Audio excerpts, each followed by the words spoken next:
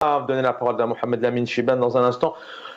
Le président algérien qui dit « Oui, je suis le premier syndicaliste. Je suis pour la défense des employés, des ouvriers. » On va parler du pouvoir d'achat, de l'augmentation aussi des salaires dans un instant. On l'écoute.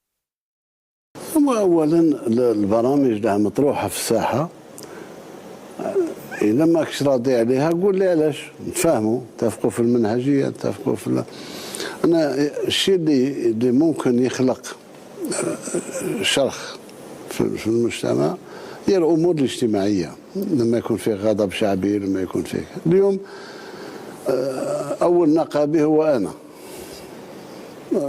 بعض الأمور درناها ما طلبها حتى واحد لأن النظرة هو أن ثروات نعيد توزيع ثروات على البلاد بقسطاس.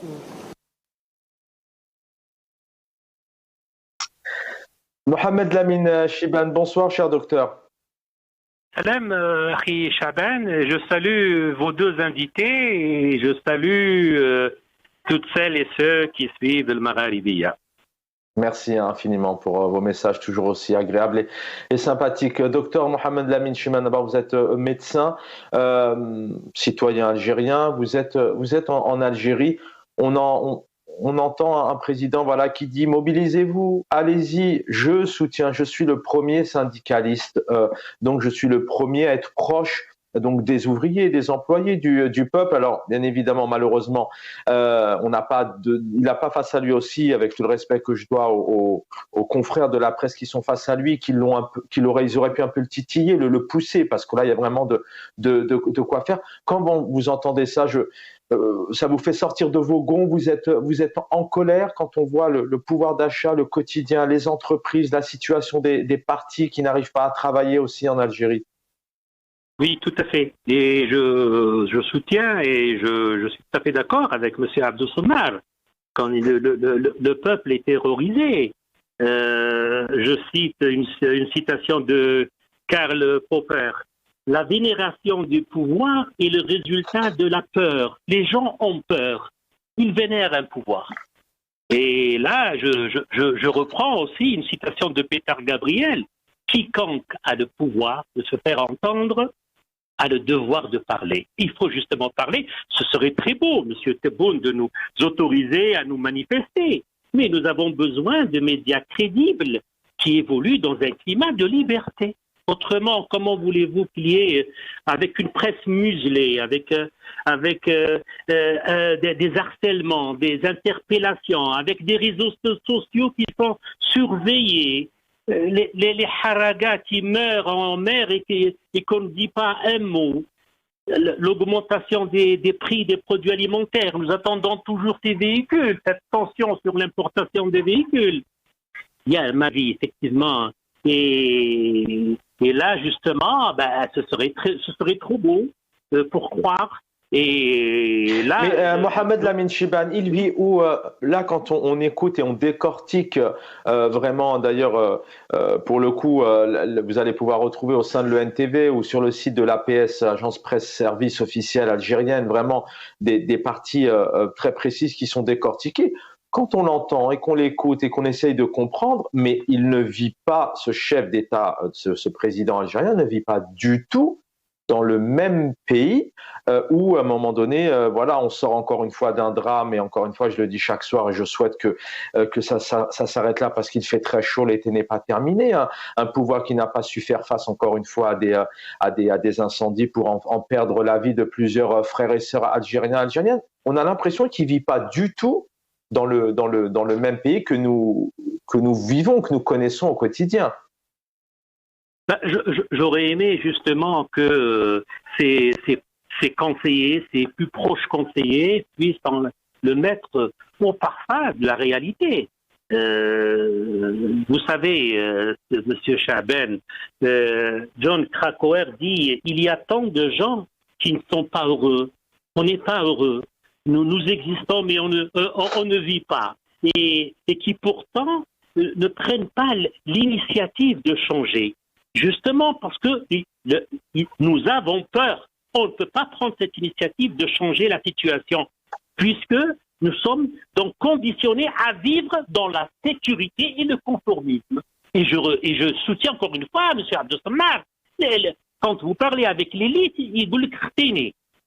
Il n'y a pas, le cadre n'est pas encore approprié pour discuter. Nous avons peur. Et c'est là, justement, c'est la seule chose qui permet au mal de triompher, comme le disait Sigmund Berg, c'est l'inaction des hommes de bien. Les hommes de bien, ils sont là, ils sont présents, mais ils ont peur.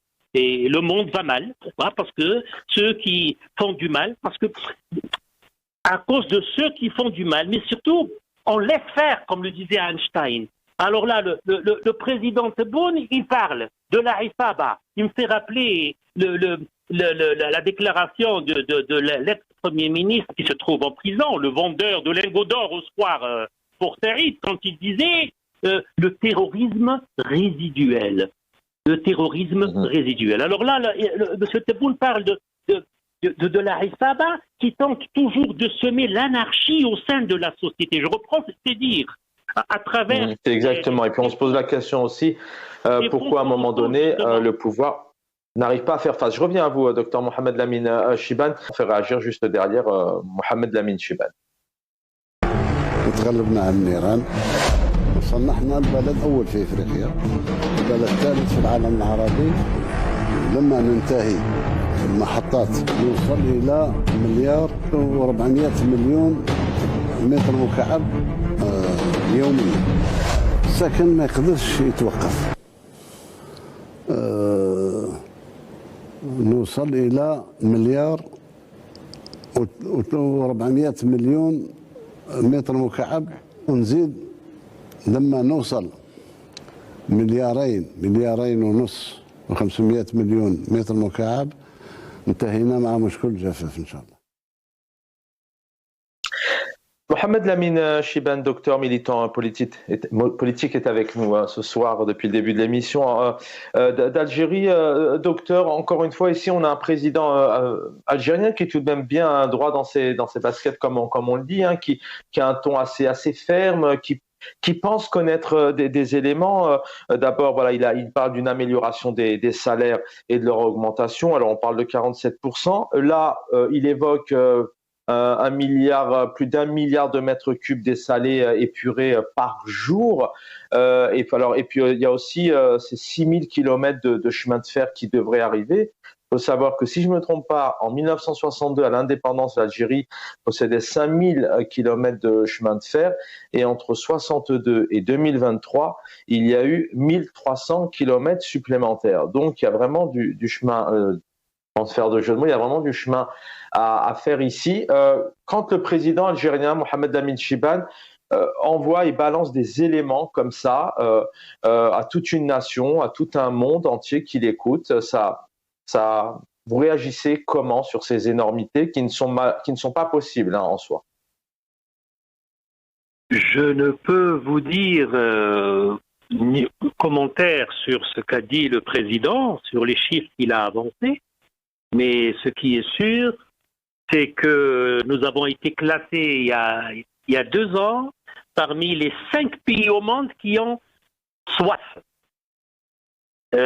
Maintenant qu'il y ait des stations de dessalement d'eau, c'est bien, c'est vrai, ça coûte très cher, mais j'espère que d'ici là, parce que depuis le temps qu'on parle que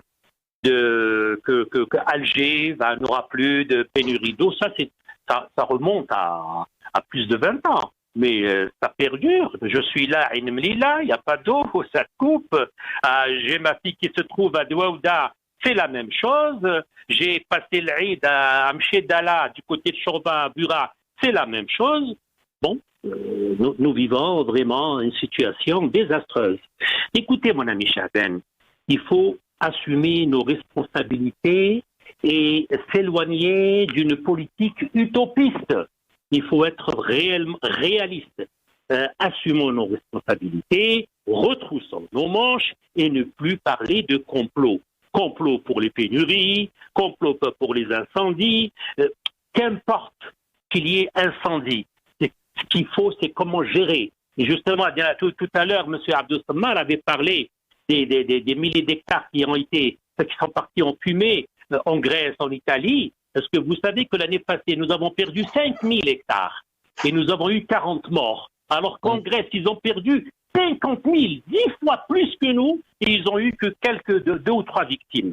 Donc, sincèrement, mon ami Chaben, il faut créer de la richesse, du travail, ne pas acheter la paix sociale, pas de populisme. Une augmentation des salaires sans richesse derrière veut dire inflation. Mais comment le peuple, il est 19h46, il nous reste 4 minutes, mais comment le peuple aujourd'hui, il peut, selon vous, se réveiller? Parce que c'est vrai, quand on vous entend, et on connaît la situation au pays, les problèmes d'eau, enfin, on pourrait y passer voilà, des heures incapables, effectivement, de mettre des moyens pour gérer des feux. Comment le peuple peut, à un moment donné, sortir de cet engrenage, quelque part? Parce que là, on a un chef d'État qui a face à lui 4 journalistes, 1h45 d'interview.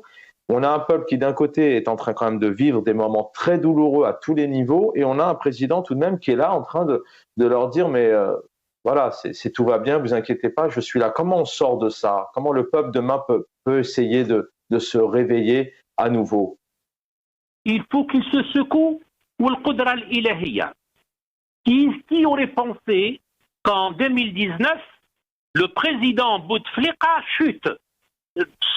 C'était impensable que des généraux, des patrons de la gendarmerie qui se trouvent en fuite, le patron de la police qui se trouve en prison, une quarantaine de généraux sont en prison, 3 ex-premiers ministres sont en prison. Qui aurait pensé un jour que le peuple sortirait? Alhamdulillah, c'est grâce au Hirak. Et là, je garde toujours espoir et ne pas insulter l'avenir. Il faudrait attendre. Et voilà, comme il y a eu la chronique des années de Braise, rappelez-vous du film de l'Akhdar Hamina, et ben voilà, donc il y a eu 54, il y a eu les 6 les chefs historiques qui ont été rejoints par les 3 autres chefs historiques, Ahmed Ben Bella ou Khidr, et il y a eu le déclenchement de la révolution. Merci, docteur. Il avait dit eh bien, Inch'Allah, ya Rabbi, demain se lèvera le jour, comme l'a dit M. Farhat Abbas. Allah yarahmou. Merci infiniment.